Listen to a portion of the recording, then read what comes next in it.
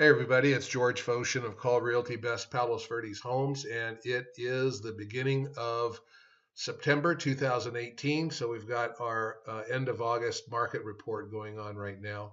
A lot of data to review, but keeping it simple, focus in on the number of days of unsold inventory and the changes that have occurred in time. But when we look at these numbers, we can't just look at those numbers. We have to understand what goes into making those numbers.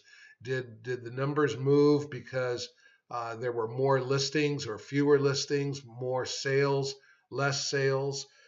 So that's why I keep track of this information so I can make more sense out of this. Um, let's scroll down to, because the most dramatic thing that's been going on is what's happening in Rolling Hills. Rolling Hills, the number of days of unsold inventory has dropped tremendously from 450 days in the period of March 2017 through the end of August to now 374 days for that same 6-month block of time. So, wow, look what's happened. Pending sales, a measure of demand, has increased 30% uh, in face of supplies increasing only 8%. So that balance has really favored sellers, where we get this dynamic movement, and that's what you want to look at when you look at the chart or the table for the other areas of the peninsula. Well, that begs another question, right? I mean, why did sales increase 30%? Well, take a look at this other service that I can bring to you. Uh, let's look at the Altos real estate research charts. This is an independent third-party real estate research firm. Look at the number of price decreases in Rolling Hills. It's jumped 43%. So there you go. The sellers were pretty stubborn about getting their homes sold. They finally realized that they had to do what they had to do, drop their prices to something realistic, and finally sales are picking up in Rolling Hills. These are the kind of patterns that we want to study when it comes time to list your house for sale. We need to understand what's going on. If you scroll down a little bit further, you can see some other charts that I've put together for you. And let's start looking at these. We can see that for the Palos Verdes Peninsula, prices are up a little bit, not a huge amount, but up a little bit. Sale volume is down a little bit.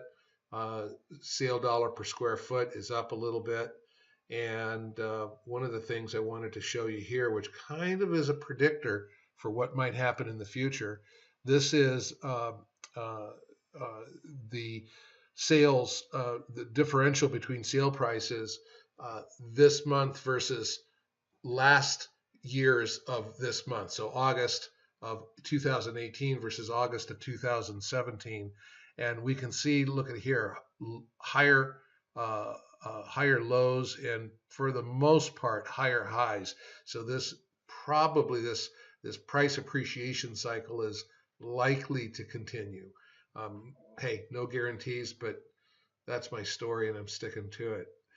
That could change as I start studying these supply demand changes as time goes on. So visit me next month here on the website. Give me a call, or send me a text or an email. You can use this contact button down here in the bottom left to book an appointment with me. I can even do a online GoToMeeting screen share where we can collaborate together online and kind of discuss the market. And I kind of reserve those appointments for people who are looking to sell in the next 6 months. I mean, anybody's welcome to do that, to book that kind of appointment, but really try to reserve that for those folks. And play around with this little bot down here. That'll be kind of fun. Give it a click and see what happens. All right, that's it for now. Bye.